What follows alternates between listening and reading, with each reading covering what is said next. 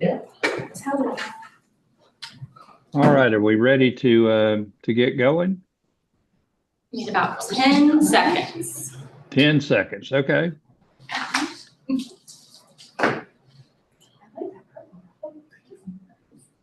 A fan of the blazer. I like the blazer.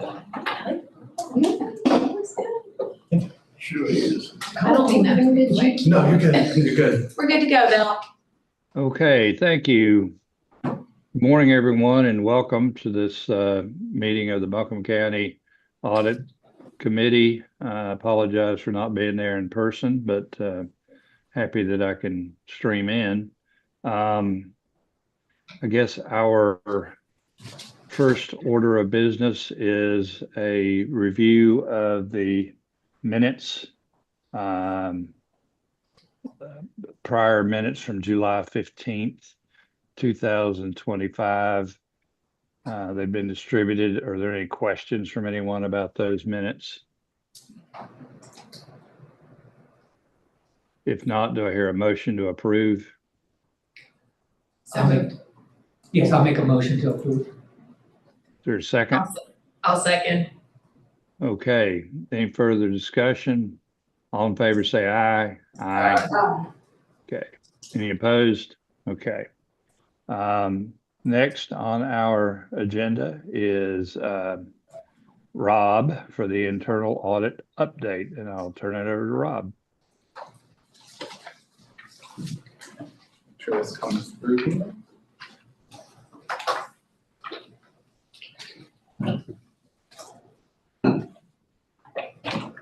Perfect. Okay. Good morning, Audit Committee. I hope you all are doing well this morning. I wanted to give an update for internal audit, a little bit about the work that I've completed over since our last meeting, and then an update about the status of the internal audit as well. So first up here is about the procurement card audit report. You all should have received that report back in August. I didn't see any questions come through from the audit committee, but I wanted to kind of present this to you all so that we had an idea of kind of what happened. So we had three primary recommendations from this audit. The first was consider a more frequent training schedule for cardholders, approvers, and for verifiers. So as of right now, when you get a P card, you have to complete P card training, and you only have to renew that P card training when your card expires, which is in about 5 years. So there's a situation where people get their P card and then don't have training for 5 years. Obviously, a lot changes in 5 years. Think about 5 years ago, we were in the middle of COVID still, right? I don't think we had a vaccine 5 years ago for COVID. So, that's kind of where we were at 5 years ago. Think about that's how long for someone to have gotten training. So our recommendation there was to consider a more frequent training schedule. The other thing too is most people who approve P card transactions and people who verify the P card transactions, that's kind of like entering it into Workday. Most of those people are cardholders themselves, but we do have some folks who are verifiers or approvers, but not cardholders. And so they don't actually have to take the P card training as of right now. So we're recommending that those folks get wrapped into that training as well. I think the plan is to update the policy. That's why this one has a little bit farther date for December 31st, because there needs to be a change in policy to make that happen. And so that one is set for the end of December of this year. I don't think any comments for this one from finance. Okay. Next up is updating the procurement policy regarding personal purchases. So we have basically two kind of documents that guide how things work in procurement. There's the procurement policy, and then there's the procurement manual, which is a procedure document. In the procurement manual, it states that personal purchases are not allowed, that they have to be reimbursed, but the policy doesn't say anything about that. The procedure holds just as much weight, so if someone does make a personal purchase, they can face consequences for that, up to and including termination. So we're not like having a gap where someone could make a personal purchase and face no consequences. I just wanted to spell out specifically in policy, since those are public-facing documents, and so we can make clear to the public that this is specifically something that we don't allow, right? And then lastly, documentation. The way that it works now, once you reimburse the county, we don't actually store that documentation in Workday. Workday is our official source of record for P cards. Finance kind of keeps those documents separate offline, basically outside of Workday. So I'm asking the finance kind of incorporate those into Workday, so that way if I have a P card number, I can look at that P card number, see a note that it was reimbursed, and then also see the reimbursement in Workday. That's kind of what the ideal situation there is. Lastly, the third recommendation is requiring, and that was also end of the calendar year as well, December 31st, because again, there's an update to the policy that's necessary. Last one is requiring justifications for all purchases. The way that it is right now, or what I should say was, because finance has actually already completed this recommendation, is that justifications for purchases were required, but only if it was not immediately apparent what the purchase was for, right? There's a lot of subjectivity in that language, and so I think we found lots of situations during the audit where maybe something probably was immediately apparent to the department what they were purchasing and why they were purchasing it, but not to me, right? And so from a review standpoint, that's not a great standard to go off of, because when I asked for, hey, what was this for? Why'd you buy this? They were like, well, it was immediately apparent to me why I'm buying. And so that's why there's no justification. So worked with finance. Finance was already kind of considering doing this anyway. So it made this one super easy to implement and recommend once we recommended it, was to require justification for all purchases just across the board, and then pick a field in Workday and say, this is going to be the field where justifications go, and then make that field mandatory so people actually have to do that field now. Finance sent out a communication to all of the cardholders in the county, kind of communicating this change. This change has been made, so now if I go make a P-card transaction, I have to put in a justification before the transaction can be completed. So this one's huge. I think this was a lot of the risk that was associated with the P-card program lived in this recommendation. And so I'm glad that this one has been kind of implemented already. Finance was really proactive on this one. So next up is an update about the special project that I completed back in March. I want to give you an update on where finance was in implementing these recommendations. The first one is approval chains for procurement cards. As of right now, there are some situations where, and particularly in small departments, where there's only one layer of review. So you have a key card holder who buys something, and then their department director is the only one who approves it, essentially. So we're asking that if there's only one layer, that we add an extra layer of approval. Finance has said that they're going to work on that. I actually talked with the procurement manager this morning. He said that this one should be done relatively soon. The plan is, from what I understand, if there's only one layer of approval, they're going to add in someone from the procurement team to be that second layer of approval. So if it normally would just be, two people, if we have two county employees here that are in a department together. So if it was Candace purchased something on her P card, it would probably go to Kelly or maybe Kurt, and then from there that would be it. So there'll be one layer of review there, right? So now we'll go to finance as well for that second layer of review, which I think captures a lot of the risk that we were worried about in this particular recommendation. So this one should be completed sooner. I don't think it'll be all the way through December, but finance should be able to give you an update at the next audit meeting about that. Next up is budgeting around food. During this audit, we found that there was a lot of food purchases that were coded to office supplies. That was just kind of how the county did that for a long time. So we recommended that we create a specific budget category for food that's purchased for meetings. That we budget that specifically so that way we can track it better and get an idea of what we're spending on food for meetings at the end of the year. So this was done during this past budget cycle. Anybody who said they were planning on having food for meetings, they got a specific, piece in that, and now their finance is enforcing that that's where that needs to go going forward. So that one's completed, that one's all done, which is fantastic. Next up is considering a risk-based review of procurement card transactions. If it was up to me, finance would actually be reviewing every single P-card transaction, but finance just does not have the staff for that. There's just not enough people in the finance department to actually accomplish a full review of everything. That's kind of an industry best practice, is that someone in finance does that, but we just don't have the people for it right now. Right. So what finance does is kind of a stopgap, since they can't do the proper control, is they have kind of supplemental control where they do a random sample of 50 transactions every month. So what we asked is when they do this random sample, instead of doing it randomly, make it risk-based. So look at things that are high dollar amount, look at high risk vendors, that sort of thing. So that was originally supposed to be completed as of June 30th. There was some turnover in the procurement department. That position that was turned over has since been filled, but they're still working on that. My understanding is this is still planned to be done by the end of September, and when they do the review in October, which will be for the month of September, it will be risk-based. That's my understanding, but finance can give you an update, like I said, on this one as well next meeting. And then lastly, updating and clarifying the conflict of interest policy. There was a little bit of lack of clarity around conflict of interest and what needed to be disclosed and what didn't. So I worked with HR. HR is basically going to update the policy and say anything that is specifically, creates taxable income will need to be disclosed to the county. So if you're doing something on the side and you're not making any money off of it, no taxable income, you don't need to disclose it. But if you are making money off of it, then you do need to basically disclose that to the county. So that's going to be the updated policy. I don't think this will actually be completed by the end of the month. I think the plan is to bring this policy to the commissioners, because this is a commissioner policy, I believe sometime in October or November. But this one is good. I've reviewed the policy. It won't be done on time, but it should be done soon, and it should be in a much better spot once it is completed.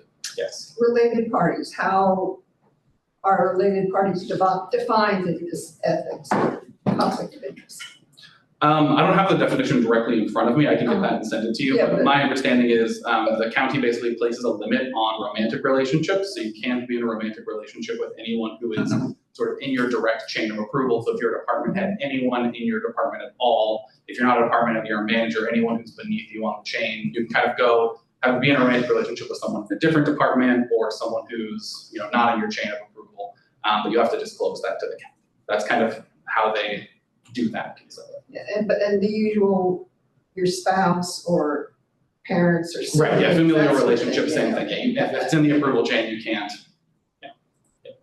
So, I use HHS as an example because they're like a huge department with several layers of Oh, review, yeah, right? So yeah. someone, our department head in HHS could not be related to either familially or in a romantic relationship with anybody who works in HHS, right? Because he oversees all those people at the end of the day. So that's always sticky. Yeah. So, but yeah, there's some, that, I don't think that piece around relationships is actually changing, so that should be about the same. What is changing is the relationship about what needs to be disclosed from a financial standpoint. So, any questions about the special project or about the P card audit? Just one quick question. Yes. I know I'm a dinosaur, but is there still petty cash and is there a minimum P card purchase? I don't think there's a minimum P card purchase. I think some departments still carry a small amount of petty cash. I believe sheriff's office is one of them. But that's a minor thing now. Yeah, Petty most cash departments office. use P cards instead of petty cash. Yeah, I think there's a couple that still have some, but I don't know off the top of my head. I don't want to speak for finance if they have a better idea. No, there's one or two. Yeah, so that's, okay, that's minor. You gotta remember, I'm a dinosaur. I remember back when we did surprise petty cash audits. Yeah.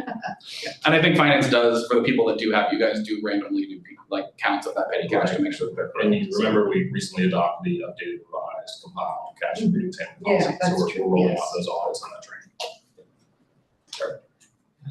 Yes. The conflict of interest policy, is that something that you reviewed as a whole, or was there you were just looking at a specific piece of that? I was looking at one specific piece. When I was doing the this particular special project, we noticed a situation where an employee had a short-term rental that they managed, and it was unclear whether or not they needed to disclose that to the county. The fact that they had this short-term rental, they started an LLC for it, which means they were now owned a company, and so arguably because they owned a company, they should have been disclosing it, but there was just a lack of clarity in the policy, and so we asked for clarity in the policy because when we talked to the person, they were like, well, it's not laid out in the policy that I needed to disclose this, and so we're making sure that it's clear in the policy that you have to disclose that.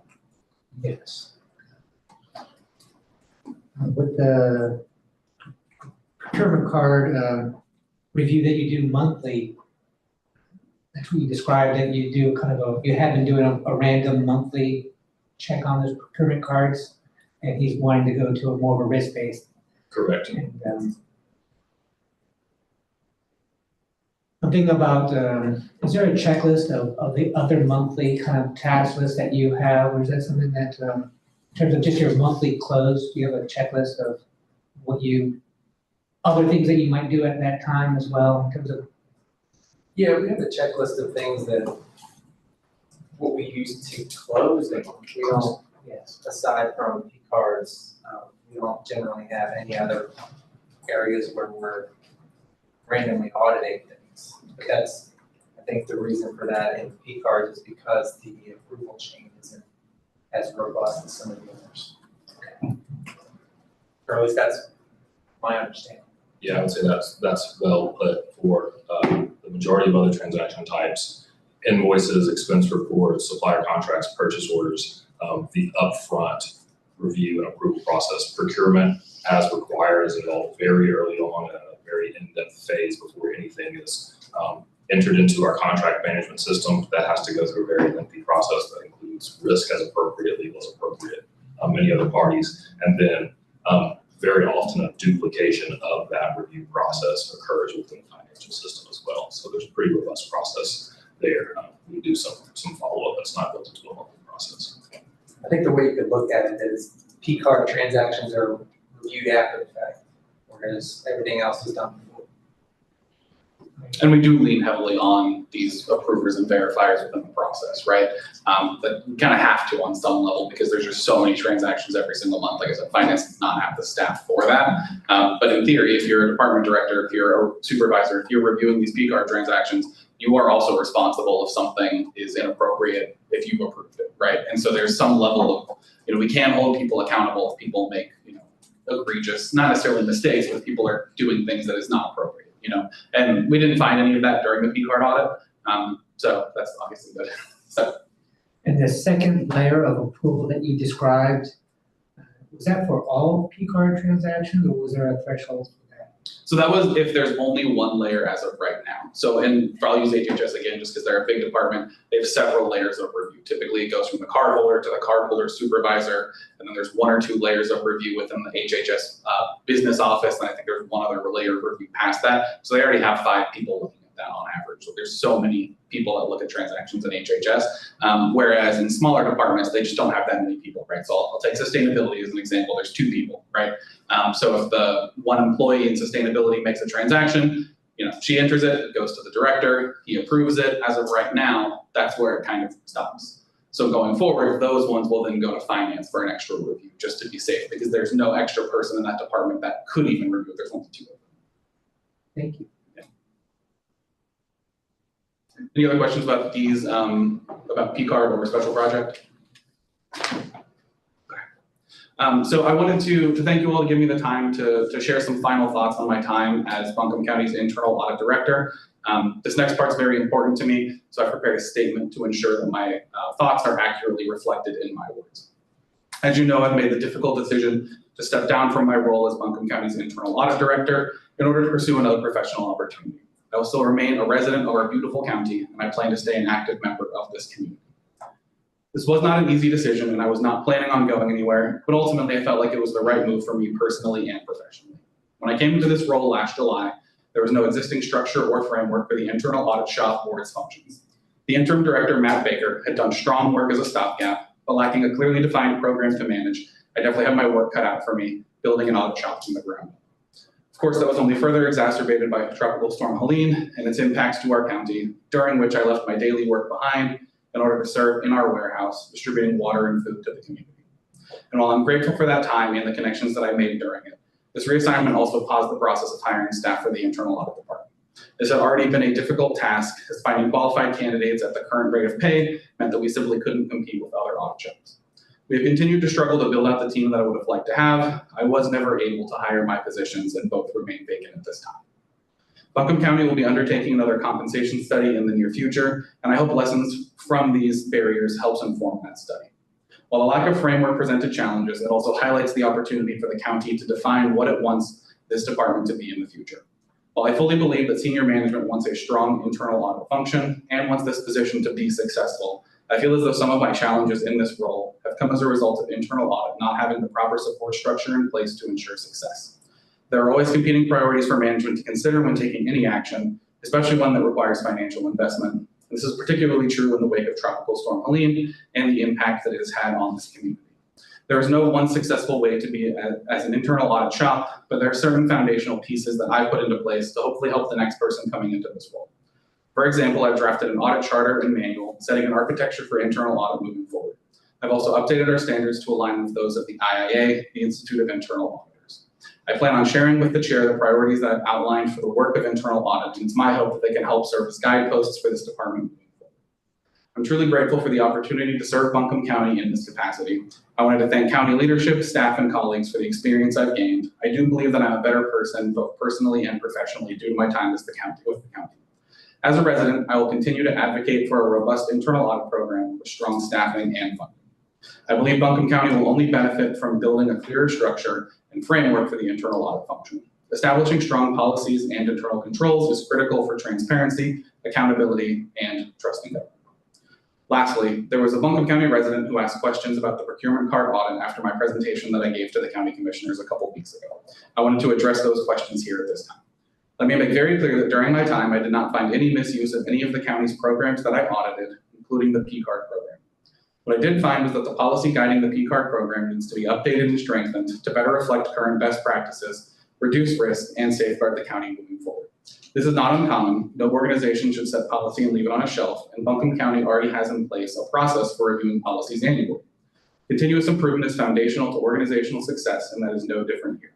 I have made several recommendations for improvement, including in the P-card program, and the county's finance team is already actively working to implement those recommendations. And so that's all I had prepared. So if there's any questions for internal audit or anything at all you all wanted to say or ask or anything, I'll turn it over to the committee for discussion. You completed your exit interview? That's tomorrow with HR.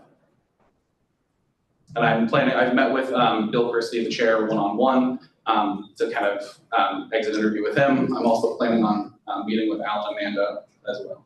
And I'm happy to meet with anybody on the audit committee one-on-one if they want to ask any questions as well or anything like that. Has anything been decided about what's gonna happen when your seat is vacant?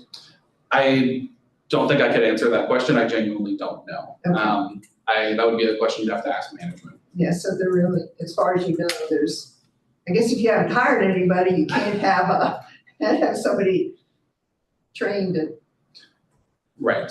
a stretch assignment then. Okay. Yeah, I think last time when the position was vacant, they appointed an interim director. So I asked if they were planning on doing that, and I did not get a clear answer. Has a position been posted yet? Where this opening? Is that something that we need to make a recommendation for here at this committee to recommend that they post a? I'll be honest with you, I don't know what would be appropriate for us to say, whether we're stepping on HR's toes or whatever, but I guess my concern is to have a transition, if they're gonna appoint an interim, I realize that's Avril's job, but it'd be nice to have an interim designated to sort of, to be a liaison and say, here's where we are, rather than just walking into the office and saying, okay, now what? Kind of like you walking into the warehouse, now what, So what I heard there was that maybe designating an interim. Yeah, our concern about a smooth transition plan. I'll relay these concerns to Avril. Okay, so those concerns will be passed to Avril for her to consider putting in an interim that can help with some of the knowledge that Rob has and transitioning that over, so it's not all on Bill's shoulders. Yeah, or just, to say we are concerned and to say if we can help, let us know. Okay. Trying to do our due diligence. Yeah, I'm not sure what the plan is. If I wish I had more information to give you all, but I don't know what the plan is. And how much more time do you have? I'm here until the end of next week. My last day is the 26th. Oh, Lord. 5 days, oh gosh. Yeah. 6 days, I guess, including tomorrow. Okay, And I did when I put in my notice with Avril, I did let her know if you do choose to appoint an interim, I'm happy to meet with that person and give them as much information as I possibly can before I leave. I did share that with Avril when I put in my notice.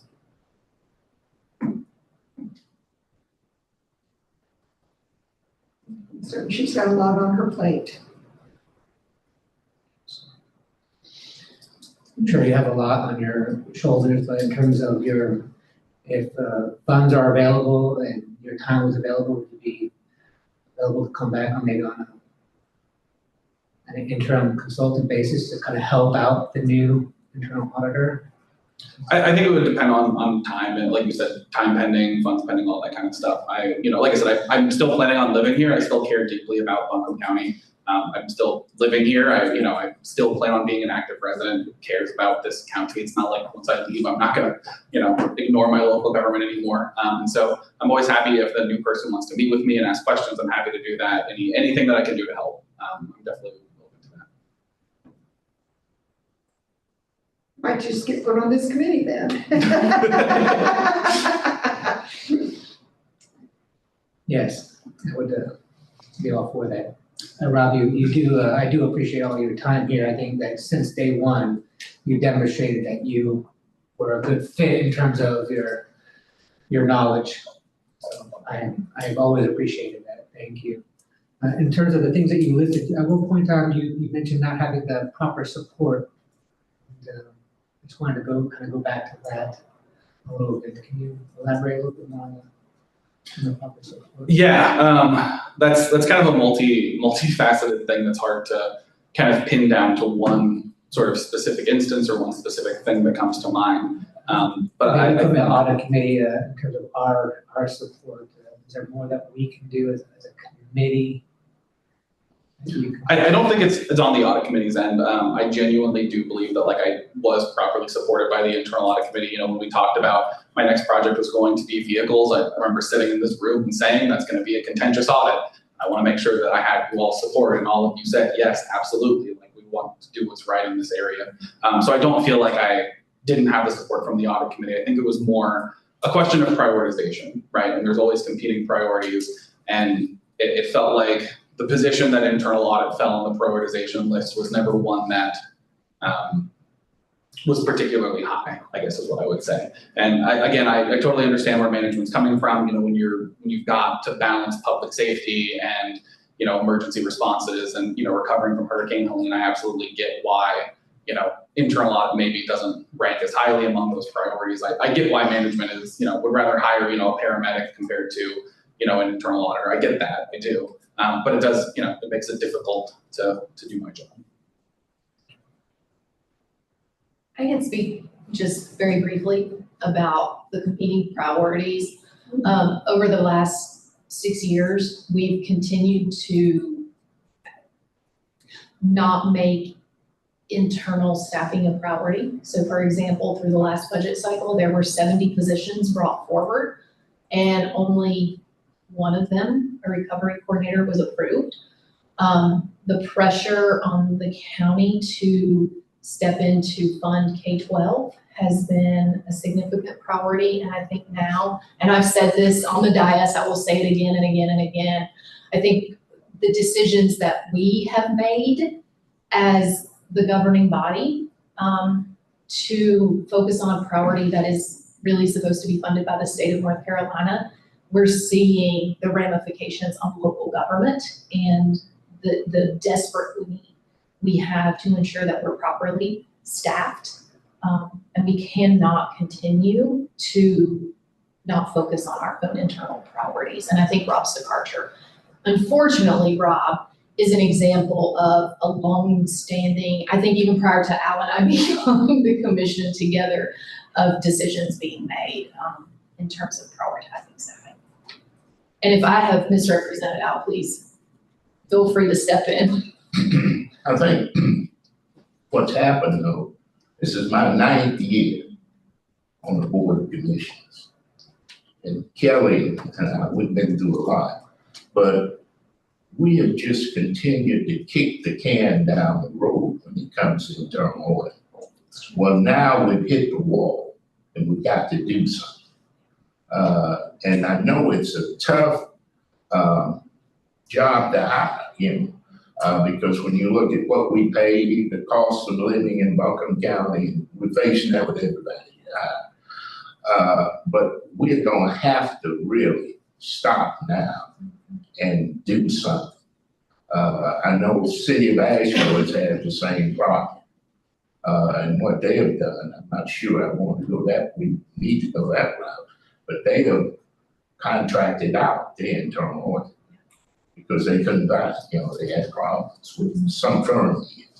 But, I've had some individual talks with Apple, but I think everybody realizes now we've reached the point we've got to make sure that we have an internal audit department in place. Because right now, we can't even say, and Rob, I'd like to have your, perception on this, how you see it.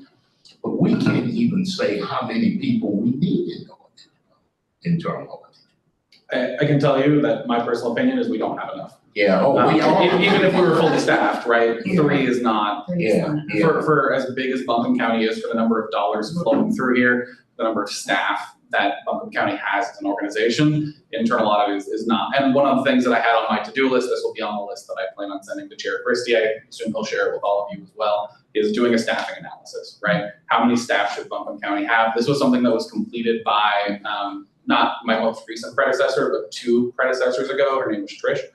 She did a staffing analysis. I believe she estimated 7 to 8 plus herself. So a total audit job of 9, 8 to 9. And that's, you know, I think there was some from on this committee as well, someone who's no longer on this committee. I've spoken to that person, and their opinion was that felt like that was way too high. And when I shared the number of high risk projects that I was considering going into Hurricane Helene before Hurricane Helene hit, shared all of them and just laid them out, just said, here's all of the projects that I wanted to do but didn't have time to do, that person thought, well, maybe you do need that many auditors. You know, so I don't know what the right number is. I can tell you 3 is not enough. At one point we had 4 in the shop, and one of those positions was taken and reallocated for another department. Again, prioritization, and it made sense, right? That department really needed that extra person. So I get it, but that's another consequence of, you know, just how things how things have been. I don't mean to cut you off. You're totally fine. I was Yeah. just raising my hand. So I just wanted to kind of speak in support of Rob and agree. I mean, I was in internal audit for a long time, Commissioner Whitesides. You know, we have had a lot of challenging times. And one of the things that I do want to bring back to the table is COSO and enterprise risk management. That was, you know, adopted in 2017, and we've had 0 traction. And it's not because the expertise is not here. It's because we don't have time. We don't have enough staffing to do that. And I will say, and I'm not going to lay out my plan, I have presented a plan to Kurt Bueller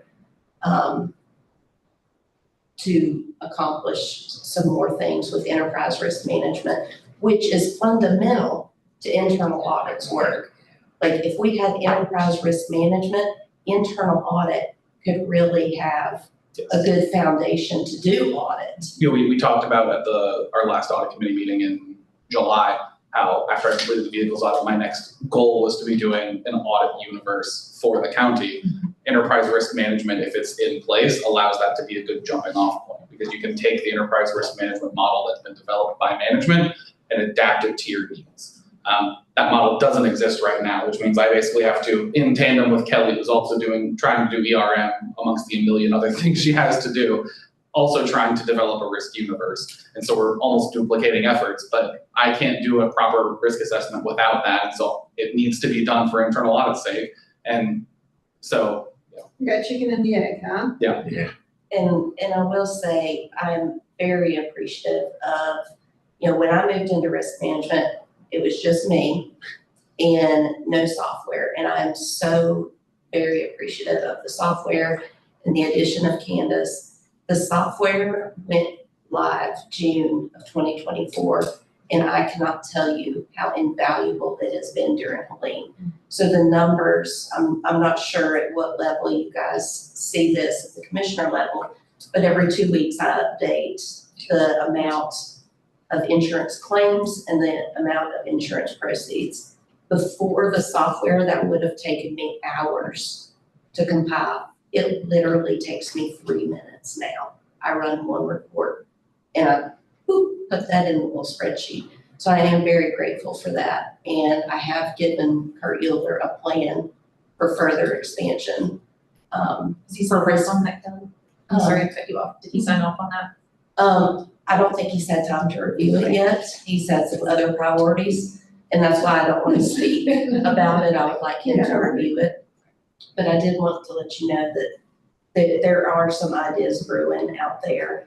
And risk management, we're understanding. We have over 400 active claims right now between the 2 of us, in addition to doing all our insurance renewals. Those are lengthy applications. These are not just, you know, we sign a paper, we have to present all of our insurable assets, all of our risks, everything to the brokers who go out to market. It's a big deal. And so we have a lot on our plate in addition to the Helene insurance claims.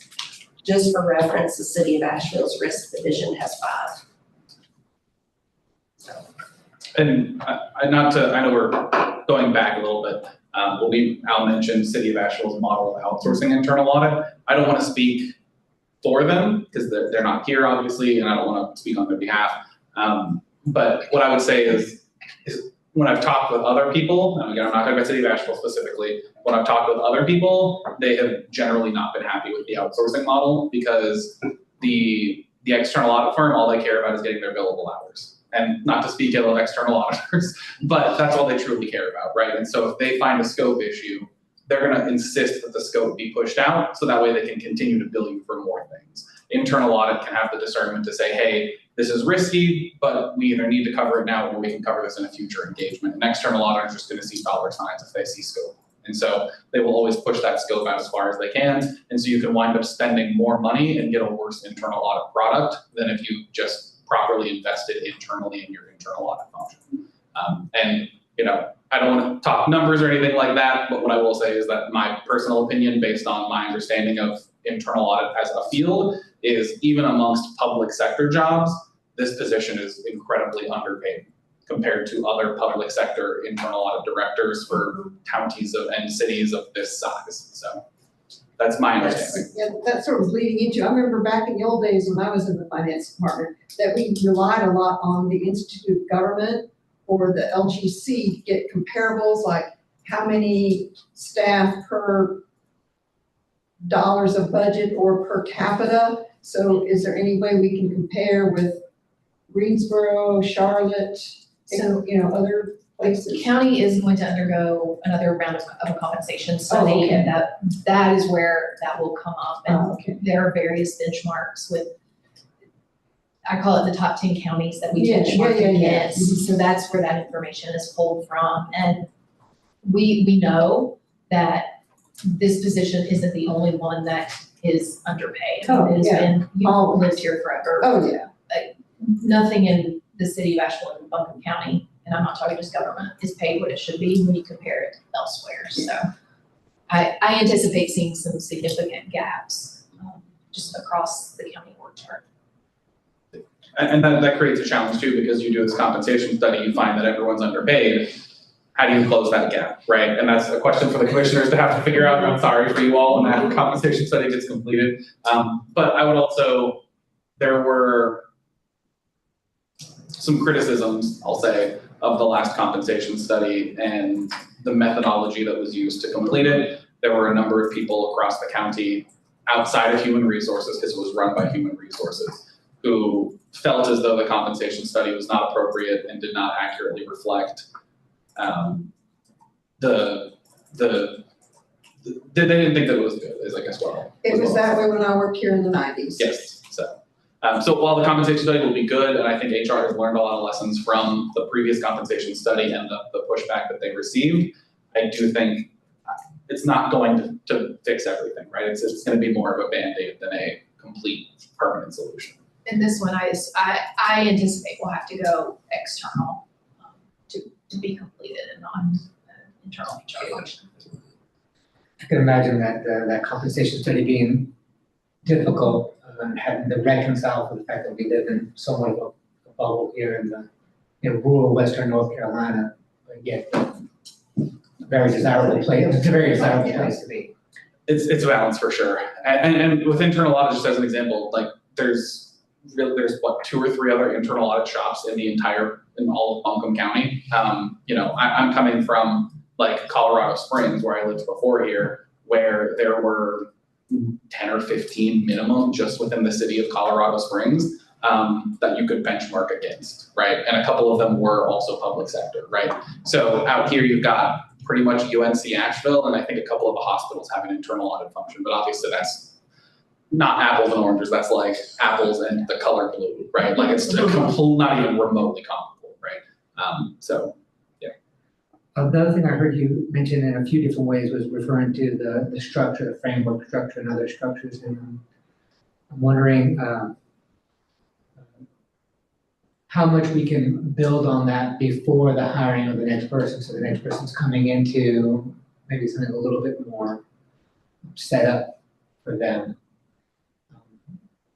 I know that there's a strong desire to have the internal audit function separate from the finance department to create the level of independence. But considering the staffing levels, it seems like the finance department can help create some of that structure. You know, they were talking about the risk enterprise helping create new structure. And the risk enterprise as well being a part of that, but I can imagine that, I don't want to add more to Adler's plate, but that might be something that their department, yeah. But you gotta remember the history of this. We don't want the finance person in charge of internal audit. Not overseeing it, but maybe helping, considering that there is no bones. Yep. Helping create a little bit of the bones to what we can build off of. And so, I definitely don't want to create lack of independence there, but. And I think the biggest challenge that I think you're going to run into in that framework is, almost everyone in this county is overworked, right? There is certainly expertise in that area, and not to look at Kelly, but Kelly's in the room, so I'm going to look at Kelly. She understands internal audit, right? She's still actively part of the Association of Local Government Auditors, the group that is involved with local government internal audit, right? She understands this stuff, but also her and Candace have 400 insurance claims as of right now processed. She does not have the time to pull away from her work and help develop this stuff for internal audit, right? It's just not, so it's tricky because even if we were gonna say, okay, let's do an interim, we're gonna make it Kelly, even if Kelly agreed to do it, which I don't know if she would, because she's busy as it is right now, that also creates another problem where now risk management is short people, and that's something that we really can't have either, right? So it's kind of, it's this really, really delicate balance of, okay, how do you, there's not really any department in the county that has chaff that you can pull from to make, a sort of, interim audit director. Every single department is incredibly lean. I think Avril used the phrase at our last budget cycle that there's no more meat to cut left from the bone. If we try and cut at this point, we're just cutting bone. We're not even trimming fat. The meat is gone. It's just bone at this point. And that feels like it's across the board at the county right now. Well, maybe contracting out just that piece of it might be where we don't want to, we just want somebody to help us out develop the bones, or as we say, some structure to your internal auditor, so the next person coming in a little bit more to work with in terms of the framework structure, defining it more, those roles and responsibilities, and just giving a little bit more of that COSA framework to what they'll be doing. And so when they jump in, they have a little bit more insight that I'm going to go through this list of meeting with people, and it would be a little bit more laid out for them. I will say that my plan that I sent to Kurt would address some of these issues. Right, so hopefully that gets read. Is there an entity that has a good shop that has solved this problem? Is there anyone in North Carolina or anywhere? Because back in the old days, Greg Allison, you remember Greg Allison, he said, plagiarize. That's why God gave you eyes. Take the policy from somebody that has it, like the GASB has, the best practices policy? The IA has all that stuff, right? Yeah, I mean, I plagiarized the audit charter from the Institute of Internal Auditors model charter for local government organizations, right? So I am not plugged in enough to Olga to really give a clear opinion of who has a good audit shop, other than I know City of Austin is notorious for they're kind of the gold standard for local government auditing. And they also, I'm not saying, I don't think we have the level of funding that they do, but they fund the absolute expletive out of their audit shop, right? Every local government auditor aspires to work in the City of Austin's audit shop. They're the premier audit shop. So why, I'm just gonna say, let's try and I guess I'm back to, back when I was a single mom and there wasn't much money. You had to just sit down and say, okay, now what's the most important? It's I guess going back to your risk analysis, what do we need to do? The minimum we need to do to keep the county safe. One thing I will add on to, we're not even trimming fat, we're just bone now. This is also, in my opinion, causing a lot of the claims that we're having. people are tired. People are so tired and they're running ragged. Some of our claims are for the most silly things. And it's not because they're incompetent, they're tired. That is Kelly's opinion, but That's what's been on my mind as I'm listening. This is a very complex conversation, and I think we've talked all about it. And often I try to simplify, maybe intentionally oversimplify things. You all, the audit committee, as the guiding body, as representatives of the governing board, what is the most important thing for you all, and how do we build an internal audit function that supports that, right? So we can do a lot of things. Why is internal control important to you? There is financial risk, there is reputational risk, there is performance risk, there is employee safety and concern. If we had to rank those things and then build a shop that supports control in the places that are most valuable to you, what would that look like? And maybe whatever this interim situation is, an opportunity to reset those things, because I think Rob said it, as each auditor has come in, they have had to build a structure on their own, and then check it with you all to your satisfaction. Is there anything that you all would like to see differently from the beginning? And then how do we build that space? There should be an independence from internal audit in all those spaces, but there also needs to be a partnership, and some of the shapes of those partnerships, I think, need to be defined in this room. I don't think it could be said any better than that. Somebody capture his exact words. This is being recorded, right? Yeah, oh, okay.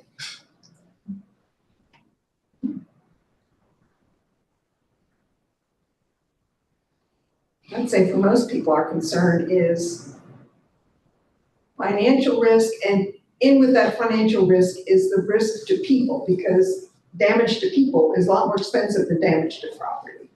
So I sort of see that as, we want to protect our people, protect our finances, in the sense of we want to keep the confidence of the taxpayers.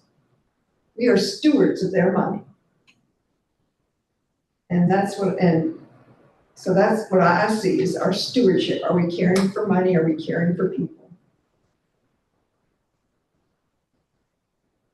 And when I think about risk, I think of risk in a multifaceted kind of way, right? I think about the financial risk, I think about the people risk, I think about the environmental risk, right? What happens if we have an environmental disaster, right? Like there's so many different facets of risk to consider, and it's it's just me, right? That's the challenge. Yeah, and I'd say don't sweat the small stuff. Yeah, I know you get people complaining about seeing a county vehicle at the restaurant or, a bar, this or that. It's just kind of like at some point, just don't sweat the small stuff. Or like Ingalls, I think that's a better thing. I saw the county vehicle there at Ingalls, it's just, well, they may give supplies, maybe, they're on the lunch break. Just don't sweat the small stuff. Worry about the big stuff. And that is where an enterprise risk management foundation, the first thing we would do is build a risk register. That's the first thing. When we talk about our risk universe, that's the same thing. Okay, well, that sounds like step one then. Yeah. And the problem is Kelly needs probably 3 or 4 more people to build that risk register while still being able to process all of her claims. That's the difficulty, So that's step one, but who's going to do that, right? Well, to what extent could any of us do that or help out? I think. That's a risk in itself, huh? Yeah, I was like, that is a risk in itself. I want, It's just like, there's a fine line between governance and management, Oh, right? that's true, And yeah. I want to make sure that you all stay in the governance yeah, lane. we gotta keep our independence. Yeah. Okay. I'm sure that's something you guys struggle with as commissioners too, because you have to, very balanced between managing staff and just being governance and letting out well-managed staff, so it's tough. I'll tell you what's always been frustrating for me, coming from 40 years of banking. When I was in banking, it was just the opposite. Internal audit, they had a blank check. Whatever they needed, they got. If it was computer programs, employees and all. That was just the environment we live in. And, at the end of the day, you all can make recommendations to Avril, to the commissioners about, more funding for internal audit, but ultimately that's up to, when the full board of commissioners votes on, budget, that's for them to ultimately make that decision about how much. And again, you talk about competing priorities, right? This is, K-12 education that we help fund the local schools. This is, money that we give to local, universities. We help fund AV Tech, right? And that's just not even county operations, right? There's all those other competing priorities, plus then all of the other county operations to consider alongside internal audit. And I bet if you pulled in any department director into this room, they could give you a similar story that I'm giving about how they feel like they just don't have the people that they need to do their job, right? And so it's, it's tricky because, there's only so much money unless you raise taxes, which is never a popular thing to do, so. We're heading to rebound. I was trying to point out that, and I think you've already mentioned that there's a complementing factor to what the internal audit does and how, once established, could benefit and could assist and, will make her life easier or give her more confidence, give the commissioners more confidence, as well as all the people in Buncombe County that confidence. And so that once established, that investment pay off. And so, so that's something to consider. While it's maybe you're right, there's not enough people that if we make the investment, that it would help us in the long run with all the other areas that you pointed out. Well worth it. As we talk about the spectrum of options, I guess, to get us to next steps, Malden and Jenkins is our external auditor. They also have to maintain a level of independence, but they have a separate division of business that is public advisory services. And I'm happy to reach out to them and see if there's something that we could do to fill a gap in the way of supporting initial risk universe development or some inventory. Again, money, but maybe that pricing looks a little better than an enroll or a contract.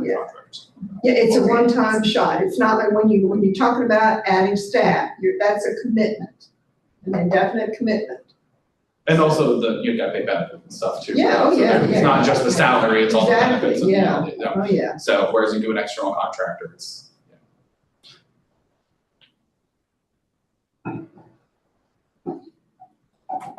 Do we have any other questions, any other comments?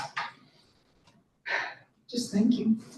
And thank you all, seriously. I also, want to give a particular shout out while we're here to Matt Baker as the interim director and to Kelly Houston. Without the two of them, I probably would have gone crazy within the first couple months here. The two of them really did help, even though Kelly's incredibly busy. She was always willing to sit down and talk to me about, things that she did when she was here and help provide, some historical data and things of that nature. And same with Matt Baker when he was here. It was the thing that I'm going to miss the most is the people here. Buncombe County has some incredible people who work here, and it's that's what I'm going to miss the most. I think That's what fun lunches are for.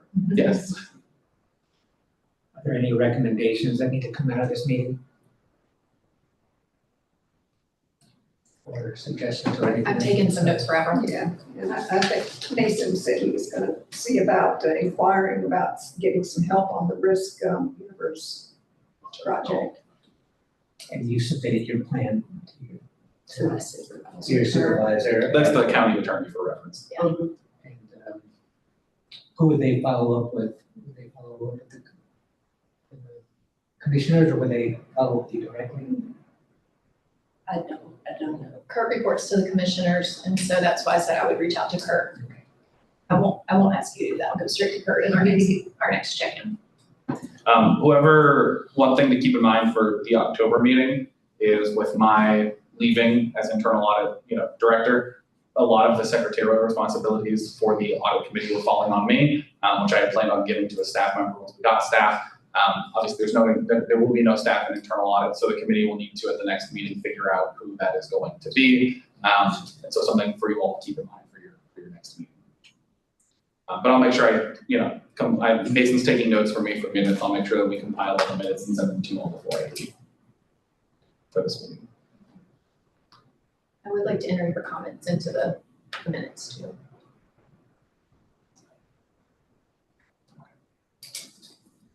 I think that is it as far as I have prepared. If there's no other questions, I think we're ready to. Rob, I would like to just echo other and extend my gratitude to you for your work here and for your communication with me. You're always available and answered any questions I had, which I really appreciated. And obviously, we wish you the best of luck. And obviously, the county and this committee has a lot to consider and as we move forward. If there's any other matters to come before the committee or any other comments? And we have no members of the public for public comment either for bill reference. I'm sorry? There's no members of the public here for public comment either. Are there any members of the public? No. Okay. All right. I guess then we're ready to adjourn, unless somebody knows something I don't. I make a motion that we adjourn. Second. Thank you very much. And Thank you. Thank you, Bill. Yep. All right. Take care.